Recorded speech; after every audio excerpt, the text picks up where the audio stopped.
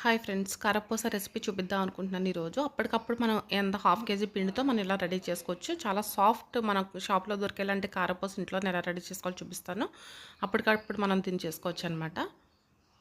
ఒక తవ్వతో శనగపిండి తీసుకుంటున్నాను. శనగపప్పు బాగా ఎండలో పెట్టి ఆడించిన శనగపిండి అనమాట. శుభ్రంగా జల్లించుకోవాలి. అదే తవ్వతో సగం వరిపిండి తీసుకుంటున్నాను. తర్వాత మనం బియ్యాన్ని నానబెట్టి మనం ఆడించుకున్న వరిపిండి కానీ, లేదంటే నార్మల్ వరిపిండి కానీ తీసుకోవచ్చు. ఇందులో కొంచెం పచ్చికారం, కొంచెం సాల్ట్ వేసుకోవాలి. పచ్చికారం నేను వేసుకోవట్లేదు.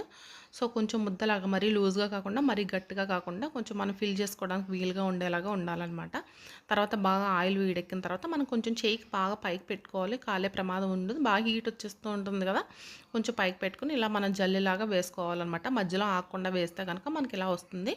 తనే అటు ఇటు మనం చుట్టూ రివర్స్ చేసుకుని మనం కాల్చుకొని ఇలా ఎర్రగా వచ్చే వరకు వేయిస్తే చాలా సాఫ్ట్ అండ్ స్మూత్ కారపూస అనేది రెడీ అయిపోతుంది అనమాట. తినడానికి కూడా చాలా టేస్టీగా ఉంటుంది. అప్పటికప్పుడు